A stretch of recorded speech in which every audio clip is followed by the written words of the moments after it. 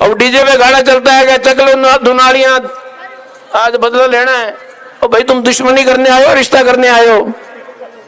अब जिस शादी की बुनियादी दुनालियों पे पड़ेगी वो कैसे आगे निभेगी? तो भाई मौके के मुताबिक संस्कार रखो। एक ये बीमारी और आ गई है, पता नहीं किसकी दुनिया लूट रही है, लंका लूट रही है। टेलीफोन मोबाइल गले में लगाए हुए चल रहा है मोटरसाइकिल पे और चाह रहा है, उसको पता ही नहीं मैं कहां चल रहा हूं। हम कई बार रोकते हैं टोकते हैं तो कैसा बस भूल गए साहब। अरे भैया तू तो भूल गए, वो यमराज कौन भूल रहा है? अटे जानो साहब, और दुकान बस थोड़े गए हो सर भाइयों, गया की तो गारंटी आएगी, गारंटी को नहीं भाई। गंगानगर में रामलीला चल रही, रावण दहन के लिए आपके भगवान राम तीर धनुष लिए हुए आ रहे हैं, हनुमान जी गदा घुमाते हुए आ रहे हैं, पूरा राम दरबार आ रहा है। और उस राम दरबार के सामने रावण का, कुंभकर्ण का, मेघनाथ के पुतले हैं, उनको जलाया जाएगा। और एक मंच लगा हुआ और उस मंच पे गाना चल रहा, लक 28 कुड़ी था, 47 वेट कुड़ी था। तो मैंने उस आयोजकों से कहा, मैंने कहा भाई यार ये तो कम से कम शर्म करो कुछ तो, इतनी गिरावट तो मत लाओ। अब वो क्यों गंगानगर पंजाबी इलाका है भाई, पंजाबियों के बोले साहब बीड़ी नहीं कटी होती। तो मैंने कहा तुमको पीले चावल दिए तो बीड़ी कटी करनी है? फंक्शन करो तो घर में कर लो, और अगर पब्लिकली भी करते हो तो कम से कम एक रीति रिवाज, एक दस्तूर। हमारे गुरुजी ने कहा है जाने गीत विवाह गाइए, आते हैं तो विवाह के गीत विवाह में गाइए। अभी डीजे ने तो ऐसा हिंदुस्तान का बेड़ा गर्क किया है, पूछो ही मत। अब डीजे पे गाना चलता है कि चक लो दुनालियां, आज बदला लेना है। और भाई तुम दुश्मनी करने आए हो, रिश्ता करने आए हो। अब जिस शादी की बुनियादी दुनालियों पे पड़ेगी वो कैसे आगे निभेगी? तो भाई मौके के मुताबिक संस्कार रखो। मौके के मुताबिक ये जो पुराने त्योहार चल रहे हैं, ये आज आपके मेले चल रहे हैं, ये इनका यही योगदान है कि आपकी संस्कृति को इन्होंने पुनर्जीवित रखा हुआ है।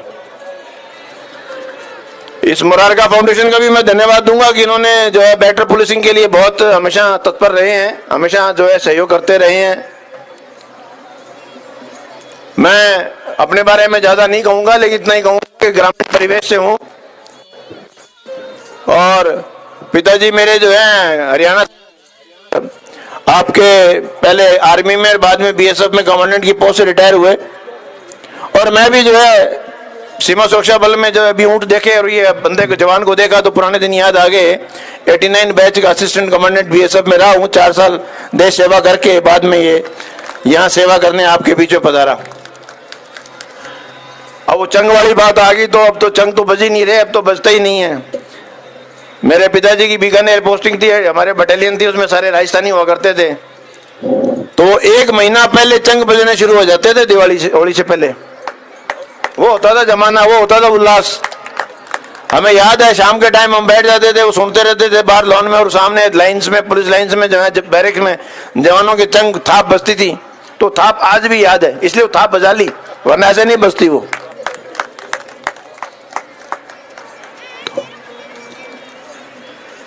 आप सब यहाँ पधारे, मैं ज्यादा समय नहीं लूंगा। हमारा एक सड़क सुरक्षा सप्ताह चल रहा है, सप्ताह क्या महीना चल रहा है, इस बार उसको लंबा कर दिया। पुलिस अधिकारी होने के नाते, एक सामाजिक प्राणी होने के नाते, एक मौजूद व्यक्ति होने के नाते मुझे बड़ा दुख होता है कि हम हमारे बनाए हुए कानून की अवहेलना करने में शान समझते हैं। ये आप लोगों ने ही बनवाए हैं कानून, आपके जो एमपीज बैठे हैं पार्लियामेंट में, वो आपके बिहाफ पे काम करते हैं। और कोई फर्क नहीं पड़ता कि मैं धारा 304 लगाऊं, 304A लगाऊं, 302 लगाऊं, लेकिन एक्सीडेंट में जिस घर का मौजूद व्यक्ति खत्म हो जाता है, वो पीड़ा केवल वो परिवार ही समझ सकता है। तो ये जो कानून बने, इन कानून की पालना करने का दायित्व आपका है। मैं सड़क पे खड़ा होके क्यों मैं आपको रोकूं और क्यों टोकूं कि आप हेलमेट लगाइए?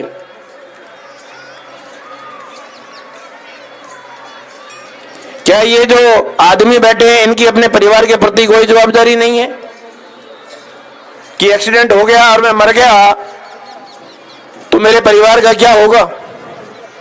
ये जो माताएं बैठी हैं, क्या इनकी जवाबदारी नहीं है कि अपने पति को, अपने बेटे को घर से बाहर निकलते वक्त उसको हेलमेट लगवाने के लिए कहें? ये जो बच्चियां बैठी हैं, ये भाई बैठे हैं, क्या इनके अपने प्रति, परिवार के प्रति जवाबदारी नहीं है क्या? जागरूक बनिए, जवाबदार बनिए अपने आप को और सुरक्षित चलिए। एक ये बीमारी और आ गई है, पता नहीं किसकी दुनिया लूट रही है, लंका लूट रही है। टेलीफोन, मोबाइल गेम लगाए हुआ चल रहा है मोटरसाइकिल पे और चाह रहा है, उसको पता ही नहीं मैं कहां चल रहा हूं।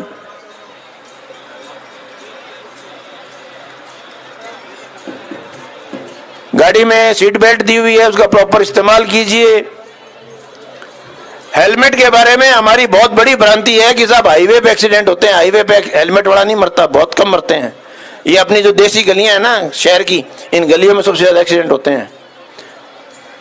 हम कई बार रोकते हैं, टोकते हैं तो कहे साहब बस भूल गए साहब। अरे भैया तू तो भूल गए, वो यमराज कौन भूल रहा है?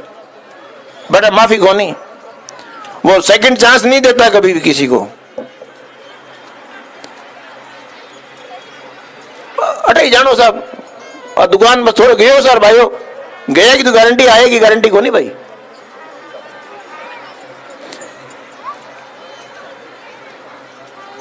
और सबसे बड़ा एक कारण जो है वो ड्रंकन ड्राइविंग का भी है। शराब पी के आदमी खुद तो मरता ही है, सामने वाले को और मारता है। बस ऐसे आदमी को तो नरक में भी जगह नहीं मिलनी चाहिए, कि वो खुद के परिवार को तो तबाह करता ही है, सामने वाले के परिवार को भी तबाह करके जाता है। तो ये आप आए हैं इन मेलों के माध्यम से, मनोरंजन करिए लेकिन चिंतन भी करिए कि हम समाज में कहां हैं, कहां जा रहे हैं, क्या हो रहा है, क्या नहीं हो रहा है। बच्चों को संभालिए। मेरे पास ऑन एवरेज दिन में 3 जोड़े पेश होते हैं कि साहब हमने लव मैरिज कर ली है या हम लिव इन में रह रहे हैं। ये समाज कहां जा रहा है, विचार करिए। इसके दोषी आप हैं।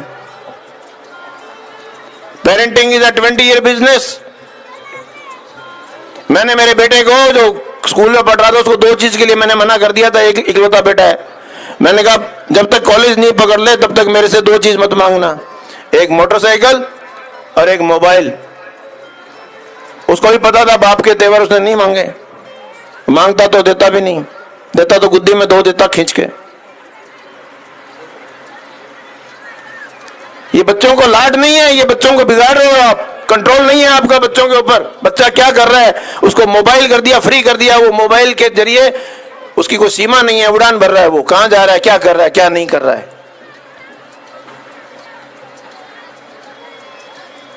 बहुत दुख होता है जब मैं देखता हूं। और फिर माँ बाप हमारे पास पेश होते हैं और रोते हैं कि साहब एक बार बच्ची से मिलवा दीजिए, और बच्ची कहती है मैं मिलना नहीं चाहती।